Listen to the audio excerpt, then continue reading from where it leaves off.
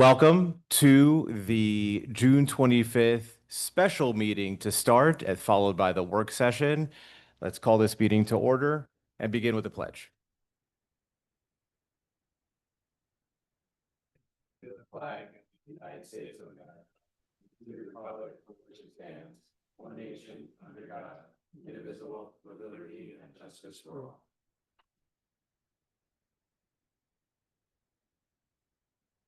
Trustee Yost, Present. Trustee White, Present. and Deputy Mayor Lopez. Here. Okay, we have two resolutions on this evening. Resolution A, Goostown Communications, Ossining Volunteer Fire Department.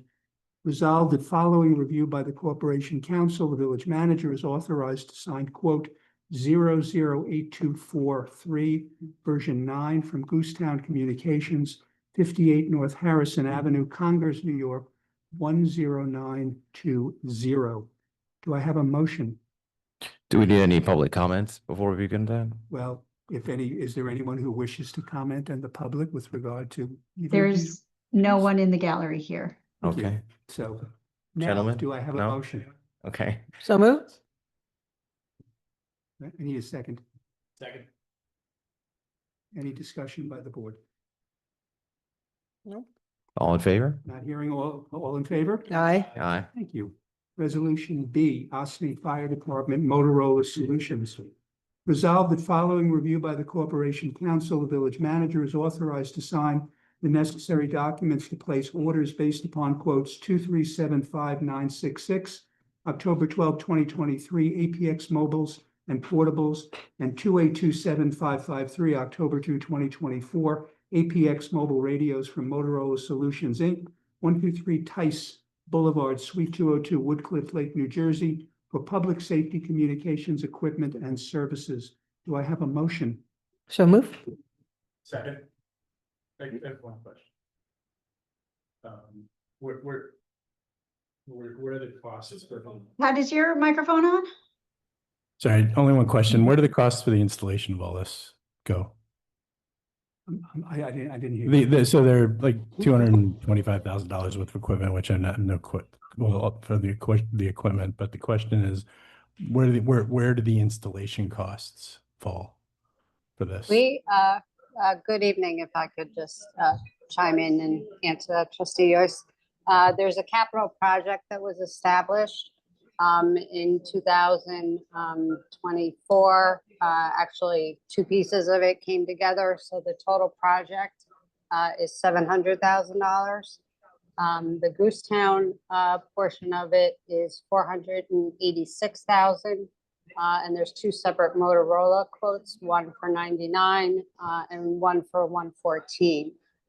So all together, we're about $400 over the $700,000, but we're taking that piece out of the fire department's radio equipment line, which they're not going to really use this year anyway because they're getting new ones. So these costs have already been covered with the capital project.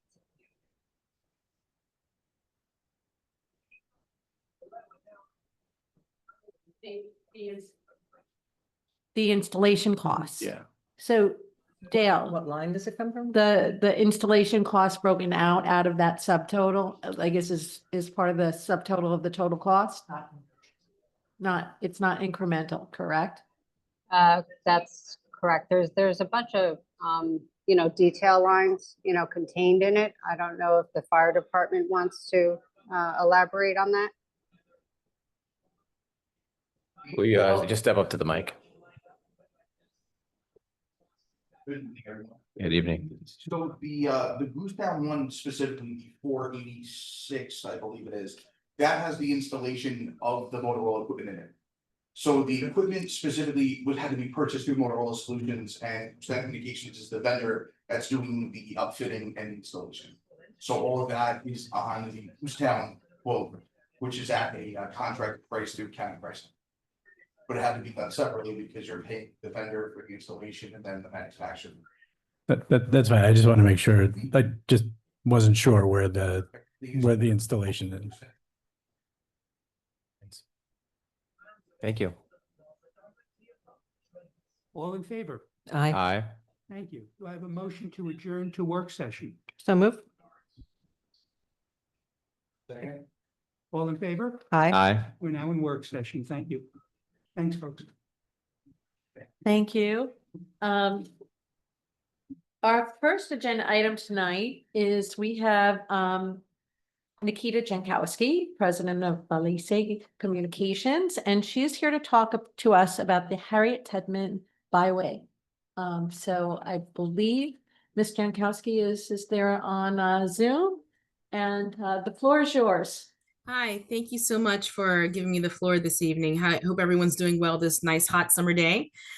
So again, my name is Nikita Jankowski. I'm the president of Belisai Communications, and I'm representing the Underground Railroad Consortium of New York. So if you allow me to share my screen, I can give you a brief presentation on the Harriet Tubman Byway.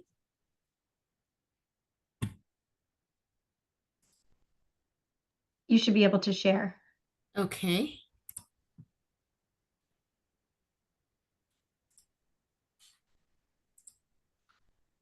Okay, can everyone see my screen? Yep. Okay, so this byway review, the byway, this is a map of the proposed route of the Harriet Tubman Underground Railroad Byway. And it stretches from Manhattan to Niagara Falls over 550 miles, over 22 New York State counties, and includes 100 municipal jurisdictions, over 100 municipal jurisdictions, and incorporates 6 tourism regions as defined by I Love New York. It includes multiple points of access for exploration and recreation with bikes, cars. It's a self-driven byway, plane or travel train. So this started for a long time. This has been in the works. It's been talked about in Maryland. The other states around us, they've also been talking about it. Maryland was the first one to actually designate a Harriet Tubman Underground Road Byway, and it proved to be very successful in allocating millions of dollars to the local communities along the byway. Their byway is 125 miles, and it crosses 2 counties. And it was designated in 2009. Delaware, theirs was designated in 2012. It goes 98 miles in 2 counties. Pennsylvania's was more recent in 2022, goes over 2 counties, 30 miles. New Jersey's, they're still talking about theirs. And New York State, we're working on it now. And ours will be the largest one, going 500 miles plus in over 22 counties. So the mission is, it's as a vehicle for education, preservation, and economic growth. The Harriet Tubman Underground Railroad New York Byway, an all-American road, fosters community pride, enhances residents' quality of life, preserves its historic and natural assets, inspires visitors to be agents of change, and elevates the authentic stories of freedom seekers on their journey to freedom by providing exceptional and inclusive experiences along its 550-mile route. Tagline: sharing authentic stories of Harriet Tubman and freedom seekers in New York. So far, we've been working on this all year for the last 6 months, getting resolutions adopted, because New York State Department of Transportation, they are fully backing us and supportive of this initiative. And they're to lead the charge, they have mandated that we get resolutions adopted in all the municipalities that the route touches. And so far we have we have 116 adopted resolutions. And as of now, we have 6 that are pending. In Westchester County alone, Mount Pleasant, Cortland, Sleepy Hollow, Town of Ossining, Croton-on-Hudson, Hastings-on-Hudson, Irving, Tarrytown, they've all passed the resolution. We have Yonkers has passed it, and Peekskills has passed it as well. We're just waiting on their notarized copies of theirs. So we're still in need of Westchester County, and Greenburgh, Briarcliff, and your lovely village of Ossining. This is on to the left. That's a 1-pager that just kind of gives an overview of the byway and some of the information I just mentioned, also about Maryland and some other byways and Natchez Trace Parkway. Because also one of the things that once this byway is established, the plan is to make it, a multi-state byway, and then eventually an international byway to connect with the Harriet Tubman Byway that's located, the Underground Railroad Byway, in Canada. And so the right side is frequently asked questions. People may ask about the corridor management, because right now we're working on the corridor management plan that will be submitted with this application to the state in January. So the timeline for this is March through June. We've been finalizing the corridor and getting together the management components. In July, we'll start doing public feedback on the corridor management plan. September, we'll submit it to the New York State Department of Transportation, and then in September through December, preparing the documentation for the legislative bill. In January, we'll be introducing it to the state legislation, and then in March of 2026, host celebrations on the designated byway at that time. So the timeline I just mentioned, we're moving into the timeline of July, where we're going to have public meetings. And these are the ones that are closer to your area downstate. You have on July 1st, you have 2 there, one in Poughkeepsie and one in Tarrytown. These are for public meetings open to the public, so anyone can attend to learn more about the byway and just kind of get some buy-in and get some more information. And then also on July 2nd, there's going to be one in at the Columbia University in Manhattan. So if there's any questions, these are our contacts of some of us that are working on this byway. And I'll open it now if anyone has any questions.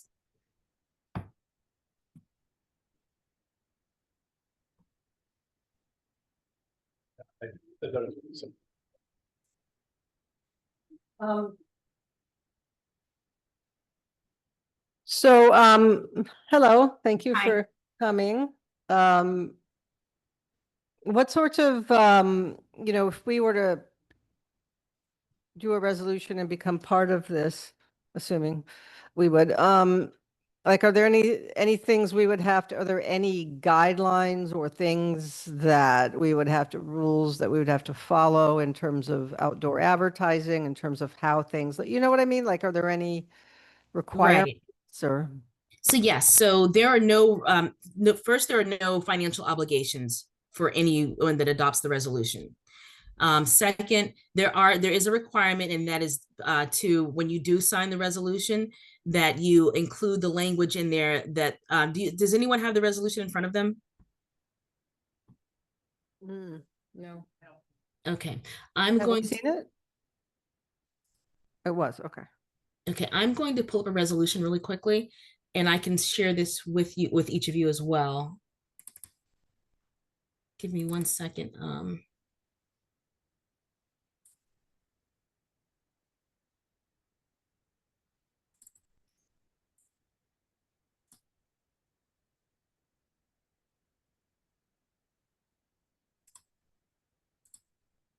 Okay, so you'll see this draft resolution right on the screen right now. It just talks, the top part is, just basic information. You're welcome to change the top part of the information on here. But the one thing that New York State, the 2 things they've asked you not to change are what's highlighted right here. Now, therefore, be it resolved that the town, village, county of supports the designation of the Harriet Tubman Underground Railroad New York Scenic Byway, which includes programs for stewardship and enhancement of the scenic byway and guidance to manage future activities along this corridor. And be it further resolved that the town, village, county of confirms that they will not approve any request for new off-premise outdoor advertising signs along the designated Harriet Tubman Underground Railroad New York Scenic Byway. So those are the stipulations and the guidelines that they ask. They also ask that you work in partnership with other municipalities along the Harriet Tubman Byway and local and regional stakeholders. So those are the main ones that they ask for you to adhere to or work with us on. So the actual physical route of this, would it be Route 9 or where would we not, where, So what I mean? I'm going to pull up a map. And I actually had it all, it was a Google Earth map, and I had it all ready to go. And I guess because I got out of it, it kind of changed a little. Give me 1 second. Okay, here we go. Sharing screen again.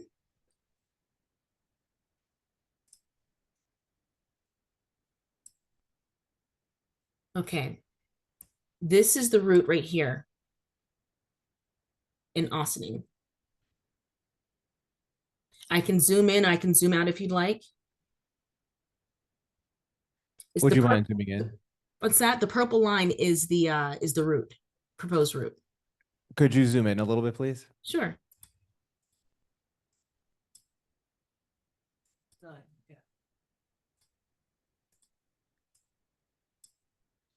That's perfect. Thank you. Advertise, we don't, I mean, I don't know if it's our call, it's a state call, as whether the advertising, right? I mean, not that we don't put advertising on Route 9. We don't allow billboards and all that stuff, so that's not really an issue. Okay, Okay. all right.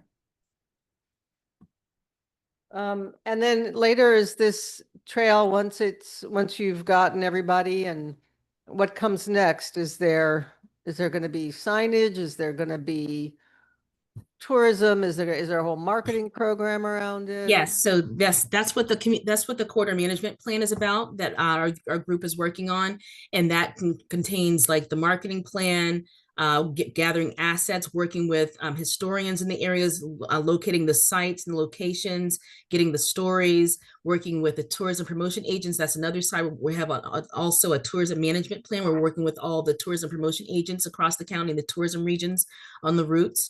And they're helping us to gather also the attractions, because not only are we talking about history, this is pretty much a tourism product of the state. So when people are coming to these towns looking at these historical sites, they're looking at hotels, they're looking at restaurants, they're going to need to eat different places. And so these are things that are going to be highlighted along these routes. Okay, thanks. Absolutely. Thank you, Nikita. Jesse, where's my camera? All right. I want to make sure that I'm looking at you as I speak to you. Okay. So thank you for presenting to us. Just a couple quick questions. First, you've presented this at other municipalities, correct? Correct. Can you give me a sense of what kinds of questions have they asked that you found to be helpful or insightful that we haven't? I mean, so far you've asked pretty much the same questions. One of them being, what's your obligation? Because that's the main question most people have is, are we financially responsible for this? And the other question is that I think is the biggest hangup is the signage. And that's honestly the biggest hiccup that we've had is people, having issues with the signage, because to tell people they can't put up billboards, when they want to advertise, that's kind of alarming. But if you don't have that issue, then I think you're pretty good. Thank you. And the second question is around the path to passing this legislation in the state. Do you have a sense of what assembly members or senators are already championing this? Yes, there's I forget who we spoke with at the top of my head now because you put me on the spot. We've been talking to some upstate and also downstate. Some of my colleagues, they've been talking to some in the Bronx area. And also we've talked to some in the Rochester area, and so for the ones that we've spoken with, they're all behind it and supporting it. And like I mentioned before, DOT is behind this 100% as well. Okay, thank you. That's it for me. Yeah, absolutely. Anyone else? That covers it. We're a small group. Well, thank you. Thank you. Hey. Thank you, Nikita. You're welcome to stay for the rest of our meeting if you would like. Or you can go and do other things, but I do have a question. So tonight, was this just a presentation, or do you know if you'll be able to vote on it tonight or the next meeting? so we won't vote tonight. Tonight was a discussion with the board at our next legislative session, which won't be until July. Okay. July 9th. We will have two other board members who aren't here tonight. And we will, there will be, staff will look at this too, the requirements of the resolution. We'll look at if we want to make any changes based on the requirements of the village and what we can and can't do on a state road. And then we will, I assume, put this forth at the July 9th meeting for a vote. Okay, sounds great. Do you need me to send the resolution to you or someone else there? The draft resolution? Yeah, if you could send it to you know what, you have, yeah, you She have has my email.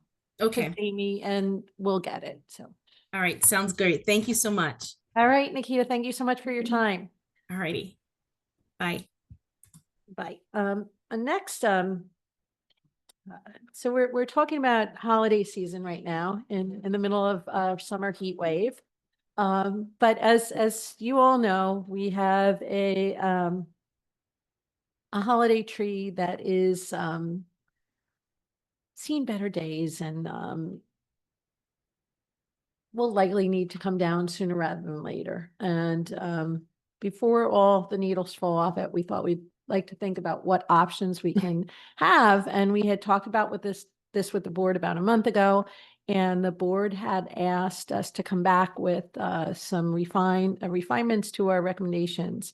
And we did get the placemaking committee involved too. So the placemaking committee did some research, talking to me and our recreation superintendent and trustee White about what might look nice there. Paul was involved too. I do want to say we looked at other trees and other locations, but there really wasn't the right tree in the right location. And Market Square does provide this really great gathering space. The exact location of the tree, once we decide what we want to do, we're looking at artificial trees. And where we put it, whether it's on the site of the old tree or we decide, well, move it right into Market Square, we'll have some considerations about that. But with that, I'd like to turn it over to Trustee White, who's been working very closely with the placemaking committee. They have proposed 4 options for the board to discuss. So, Do we have those? They're not linked to the agenda, but we're gonna get them. So. Okay, Yeah, if you well, want us to just Give me a moment, I'll pull it up from the last meeting. Thank you. yeah, there are 4 options that range from traditional to probably more expressionistic. The placemaking committee knows which one it likes. Once we can see them, you can judge for yourself. But they all come, to me, my mind, the taller the better. So we could it's going to come in various heights.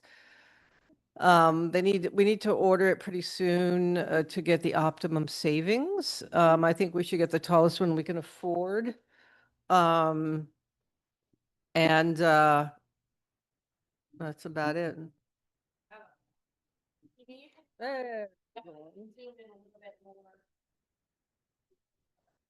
So you know how much, I mean, I won't lie, everybody likes this one. It's an interpretation. Yes, exactly. We also the Ossining O. This one you can walk through, which I'm not sure we want that. But, like those giant sequoias in California, you can like drive through them. That's kind of what that's like. Jamie, go back to the first one and then we'll give you prompts to go to the next one.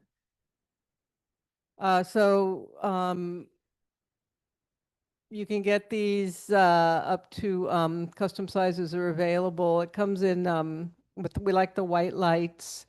You can get ones that do light shows, but those are really expensive. And I think this is elegant and it says holidays without being too on the nose. So we like this one the best.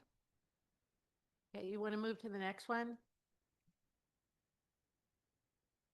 So this is also a very fun variation on a Christmas tree that is not as traditional, but brings in your heart and your stars and kind of lighthearted and fun. These are all about the same. I think the first one is the least expensive.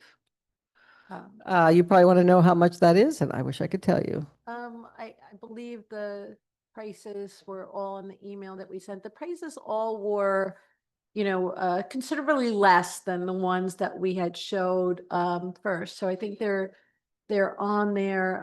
We're talking around I just put them up. I don't know if you can see. dollar range for most of them. And these are trees that we can use as we're developing. Maybe want to just show the 3rd and 4th ones too as examples. That's the one you can walk through. Which is a kind of cool feature. And then the most traditional choice is The one that, the lights and star, the most. So these are affordable options. They can be used. So the issue is that we're going to be doing some development work down on the Market Square and Post Office lot sites over the next few years. So there's a couple issues. I don't even know really the cost of replanting a tree at that size is a considerable cost. If you're Yeah. replanting a mature tree is not an insignificant consideration. There are trees, evergreen trees that grow pretty quickly. So they'll be big within the next few years if we decide to replant. The challenge is replanting right now without the designs for Market Square and for the post office lots, maybe, you know, putting us in position where we're committing to something that we might want to move, that then becomes another problem. So the idea is we'll get a temporary tree, if you will, that can be repurposed in the future, but used for the next several years, fairly cost efficiently, in keeping with our non-denominational holiday traditions and, you know, keeping things festive. It's really at this point, these are the four recommendations that provide a range of different types of trees, different styles, and I think it's up to the board to determine. I know we have two board members who aren't here. We do not have to vote on this today, but we thought we would like to wrap this up because there is a lead time getting these things, and if there's a delay, we don't want to have to be unprepared in December, so. I mean, the question I get is, are you going to plant a new tree in Market Square? My understanding is that there will be a new tree and probably a living tree in Market Square. This is a stopgap measure, a temporary measure. And then once we have our new lovely permanent tree, this can be moved anywhere in the village. It can be moved down to Gordine Park, which would be awesome. It could be, you know, moved it's our tree to do with as we wish. So it's just a matter of choosing one. Do you guys have a preference? First of all, I appreciate the work and the effort that went into it and understanding, right? And then I totally agree with the intent to purchase one that's movable and can be removable and can be placed in multiple places. They all seemed fairly appropriately sized, so like 12 feet to 14 feet at the base and 22, 30 feet high seem about right to me. When I looked at the different options, I agree the walkthrough one didn't strike me as something that would be really useful. You know, it's kind of cute, but that to me belongs on a city street where it's going to be consistently walkable. And then for me, given the village and the town and kind of like the look and the feel, I actually trend towards number 4, much more traditional versus the kind of like I think the one that looks like balls. The first one is neat looking, and it's to me it's also something that belongs in like Manhattan, not necessarily up here in like a historic river town. So Jamie, if you could pull up the screen here. Thank you.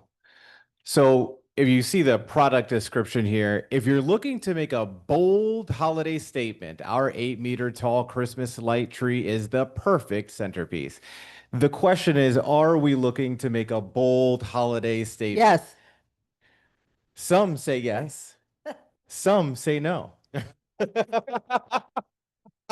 And therein lies some of the challenge. So I know that even more to the proverbial left of my colleague, Trustee Yost, we have Trustee Fritchie, who also agrees with option number 4. We have not heard from the mayor, at least I haven't, which one of those she would choose. So we're at a little bit of an impasse in terms of numbers. For me, I'm somewhat indifferent. I think that this kind of bold piece, since it is a temporary feature, I would be more inclined to go with it because I go, all right, well, let's do something weird and funky and nice and whatever. And then when you have the permanent one, that's the one you want, kind of the classic look that will be timeless and reminiscent of what has been there for a while. So I could definitely go in this direction and it would be fine. So if the mayor was good with this and you were good with this, then I would move in this direction. It's really only depending on where the mayor is. If she feels like number 4, well, then you have 3 and my vote doesn't matter. And if it's tiebreaker, then I'll move in this direction. But it's not I don't feel crazy strong. I just am in favor of bold, given the option. So the Yeah. mayor is a tiebreaker, which we will inform her about, and then we can. This I guess I'll have to take her out to dinner and wine and diner and, you oh, might no. have to do is some that lobbying. unethical? Oh, did I You just have break to a do rule? some lobbying?